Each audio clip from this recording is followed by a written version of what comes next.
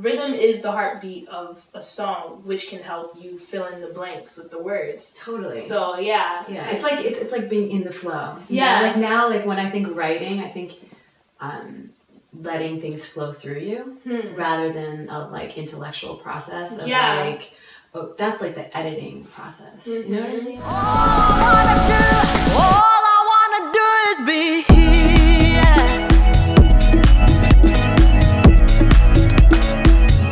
Hey guys, my name is Sage, and we're here with Jess King. Hello. We're just gonna be in the cut here. So Jess, where are you from? Born in Jersey. Cool. Cannot say New York. Yes. No, because I feel like when you're talking to real New Yorkers, you can't really say born and raised in New York. It's okay. 25 minutes outside the city. So, okay, for music, I'm based in New York, but then that's not even true. Right now I'm more based in Paris. Okay. I went there in the early 2011, which is frighteningly long ago right now, for a songwriting project. And I thought it was 3 months, and then it was extended 6 months, 9 months, you know how it goes.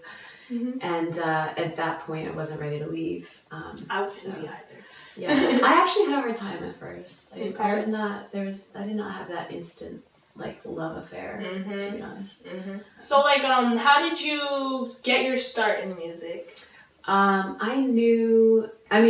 Speaking of parents, I was very lucky. My parents, actually my dad, ironically the person who supported me the least emotionally later, it was very tough. We had a piano, and he was like, "You're gonna play piano." So I started, and I actually loved it right away. I wouldn't say piano is not at all my strength. I played lots of different instruments in the bands, high school, college, but my strength for sure is vocal, and I never took lessons. Yeah. Not because I didn't want to, but I grew up next to this, not right next door, but very close to a very successful jazz musician. And he always was like, never take voice lessons, because I was a teenager, and he's like, they're going to try and change how you sing. You already know how you sing. Your ballads, I feel like they're empowering in a way. Oh, I'm so happy to hear that. Yeah. I'm really happy to hear that. Oh, no I hope problem. so. Yeah. So, do you remember writing your first song? I do. Of course, it was about a boy. Actually, no. That was my second.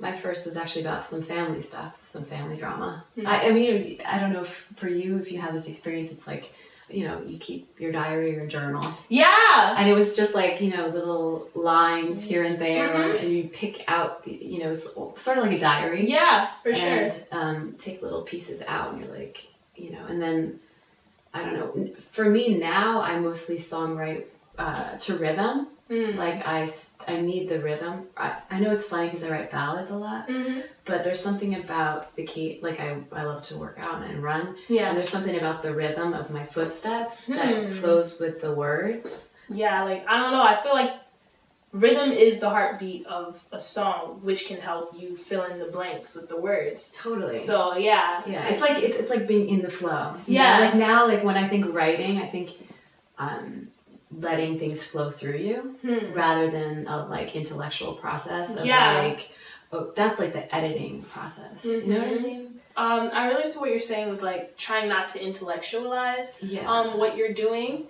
because I feel like I do that, especially because I produce my own stuff. Oh, so it's like I feel like, I just feel like I'm always calculating. Or even just being like so intentional, okay, that's a nice near rhyme with that. Right. Like that shit just happens when you let it flow. Yeah, it does. Then, like, if you're trying to find, don't you love that when there's like a near rhyme is even better than a rhyme? Yeah, like that. There's so many different kinds of rhymes. Or just like how you say it. Yeah, how you sing it. You can make it rhyme. Like anything can rhyme almost. Yeah. Especially like with you were saying with rhythm too, because if it's in the same flow, it might as well be rhyming. Yeah. So yeah. Yeah, we're like real nerds right now. But I didn't realize I was a nerd until I was like, no, but like we speak the same language. Yeah, for sure. Because like I don't talk about this stuff. It's just like what you do, and you're like, I don't, like it's really cool.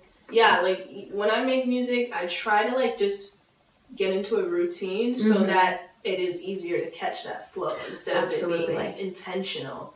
Yes. It's like a muscle. Yeah, absolutely. Creativity is a muscle. Mm-hmm. Yeah, and then once you tap into it and like anything, it just, you get there faster. Like meditation. Yeah. Because of your journey so far in music, how would you say you know for sure? Maybe like, I don't want to say for sure, but for sure like healed something in you or found a new sense of confidence even. You know, I've written songs about loss. I lost someone in my early 20s, my first boyfriend.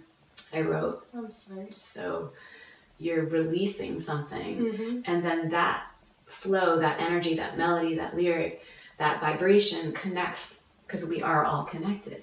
We are literally, your pain is my pain, you know? So I think music is incredibly healing, and I think there are a few things more healing than sound. One of my sisters and I we just loved to sing for fun and harmonize and stuff like that growing up. And we would, Whitney Houston. It was like all about Whitney Houston. Yeah. And so when I was like 8, we used to do this thing where one of us would sing and the other one, it was kind of weirdly sounds competitive, but it wasn't like that. But she was my older sister and she was better than me at everything. We would record ourselves singing an a cappella song. And then the other person would leave the room. I was really shy, so my sister would have to leave the room. She didn't care if I was there when she recorded. And then she'd come back and we'd listen. And I remember listening to my recorded voice when I was 8 and being like surprised by it. Yeah. Not that it was like, oh my God, I'm so good at this, but it was like, there's something, you know? And that little something, I didn't really know what it was. But I think it was it empowered me. And it made me feel powerful. Yeah, I think it was like that. I felt a strength in my voice. Yeah, that's beautiful. I haven't thought about that in ages. Would you want to like talk about any like pitfalls you've had in your journey with music so far? Frustrations with folks? What would you tell the viewers to watch out for? I would say above all, trust yourself. Of course, we all project. I'm speaking because when I started, I was basically working with this guy who was mentally unwell for 3 years. Embarrassed to say it, but it happened. He was brilliant. He taught me a lot about songwriting. He actually made me a better writer. I don't regret it now. I'm just embarrassed to admit it. But I got so locked in this project that I basically wasn't performing for like 3 years. Because he was like, oh, this is going to be like, you know, the rebirth at like 28. The rebirth of Jess King, you know. And he was connected and is out there, and I've met people who know him now, and like I'm not the only one this has happened to, clearly. But don't be so. It's great to be stubborn and focus and to believe in yourself, but just don't lose sight of other potential opportunities, because it's easy to. For me, it was easy to get lost and be, oh, this is my album. This is it. This is it. This is it. But no, don't feel like you have to stay because you started something that it can't evolve into something else. Yeah. Sounds so obvious when I say it out loud. But when you're in it, it's hard to have that perspective. When you're passionate. Yeah. Passionate, stubborn, and good at, and you know you're good at what you do. Yeah. It's a process. Yeah, for sure. Especially when you want to see something to the end. Completely. Yeah. It's like taking forever. You're like, I promise it's gonna be great. Yeah. EP. I had so many signs. I had to like, here's a good one. Pay for shit. Yeah. So obvious. True. Sorry. Sorry. Seriously. See, okay, all right. Why do you say that? Because like, okay, so even right now, so that sounds like crazy, but if you don't have money, I was like, you know, cocktail waitressing, I had like every job in the book. Yeah. In between traveling, cool experiences. You know, working in, studios are bloody expensive. Like, you know, producers, all these people, you need all these other people to get out a hit album. I no longer give a shit about any of that. That's another thing. Don't try and write a fucking hit song. Write something from your heart. Seriously. Like, I knew that, and I know that, but when you're also working with other people and you don't have, you know, as much confidence as you ought to. But that said, what happened was I got into a Me Too type of situation. I was basically given the choice. The guy became, I feel weird saying that out loud, he was obsessed with me. Like I moved, changed my number, bad shit, crazy shit. But I ended up losing the album, and I have a friend, a lawyer, someone was helping me out totally free because I had no money. And the guy basically sends him a split sheet of the songs we had done and the writing credit. He sends me a split sheet that he had written 100% of everything, except for the one song that was so clearly written before about my boyfriend who had died. It was totally false, but I had no way of proving it. Wow. The bottom line is, don't isolate yourself. That was the point. Don't isolate yourself. These men, they prey on women, and they think because we just have pretty faces, we must not know shit. Yeah, or I now I'm learning. Even like this recent experience, it's like nothing compared to the past where I was, the guy's a good guy, super good guy. He's not amazingly talented, but he's good, and we were working on something together, and I was paying for all the sessions, of course. And then I was like, okay, in my mind, this isn't really working. He sends me an email and he's like, if you want, we can barter and we can finish the rest of your stuff. And in my mind, I'm like, newsflash, no barter. No barter. No barter. We are not friends. This is a business thing. Like, I will walk away from this if you don't give me the tracks that I paid for, which I didn't get the tracks. But guess what? I don't fucking care because I'm going to create something better. Right. But that's my journey, and I hope so much that that y'all don't have to experience that. Seriously. Yeah, pay for your own things, guys. Yeah. Learn how to produce, learn how to engineer. If you can do that, that's like half the battle. Yes. But also pay for a really good engineer. If whatever you have to pay for it. Yes, absolutely. So are there any projects you're working on now that you're excited about? Yes. Actually, so I'm going back to Paris on Friday, and I was hired to co-write with two guys who I know really well. And the bonus is when you're doing what you're really good at and they're doing what they're really good at, it's like, like, oh my god, vocal melody, lyrics, and like simple chords. Yes. Yay. And then they're doing the production. Is there a song that is really precious to you that's out right now, and maybe like you can direct people to it? Oh gosh. One thing I am proud of that I did was this. It's actually a cover song, which is sort of shameful to say as a songwriter, but the feeling is there. The song that I recorded for a film, it came out in May. It's a cover of an old Bonnie Tyler song from the movie Footloose, which I didn't even know it was from that movie. People were like, "Oh, I know that song." It's Holding Out for a Hero. So you can find that. You can find that everywhere. How do you want to impact the landscape of music today? Where do you see yourself fitting in? Well, I would love to empower other women, specifically.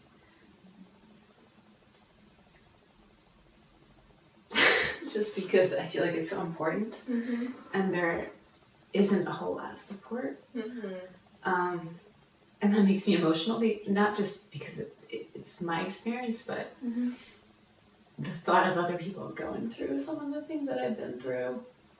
And certainly, I'm not trying to say like my experience has been so awful, because there's been so much joy and growth, and I'm still here. But I would love to really help empower other younger artists to find their voice, to trust themselves, and to recognize their unique gifts. Yeah, for sure. Yeah, I felt that. Yeah, for sure. Because everyone has something to say. I mean, everyone who feels the drive to express themselves in whatever form of music or spoken word, whatever it is. And in terms of success and all those things, it's really about expression, and everything is connected, everything echoes. So your impact on 2 people or 20 people or 2 billion people, everything flows, and every part matters. So just encouraging others who want to be resilient and to believe in themselves, and to not to be driven by fear and insecurity, but to be driven by their truth.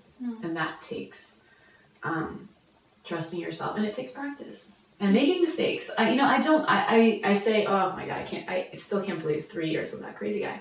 But like, that was my journey, and that's obviously what I needed to experience, so to be a positive force and to continue to make people cry like I'm crying. in the positive, for sadness and hope, and because every emotion comes through in music, and whatever it is, it all matters, and it's all able to heal something in someone else and yourself, obviously. For sure. Yeah. For sure. Well, thank you. Thank you, Jess. babe. I needed this. This is like super healing. Oh, I'm so glad. Reach out. To me. Yeah. I got you. Yeah. I Got can't you wait to hear too. your next single too. Oh, yeah. Guys, this was a very emotional and healing interview, and I'm Sage, and this was Jess King.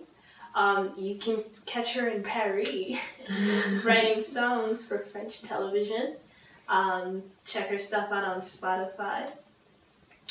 And yeah. Thank you. Bye. Ciao.